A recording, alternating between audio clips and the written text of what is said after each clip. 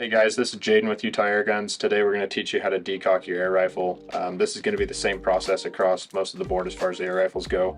The gun we're using in particular is the FX Impact today. A couple of reasons that you might want to do this would be if you're just trying to make the gun safe or if you're going to be traveling with it, particularly on these guns when you remove the magazine because you have to cock it back.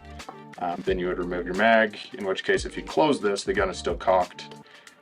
So if you want to decock it, you want to make sure the gun is on fire. You will then hold this back, and at the same time you're going to pull the trigger. That's going to release the spring, and you can go ahead and shut the action safely without anything going wrong.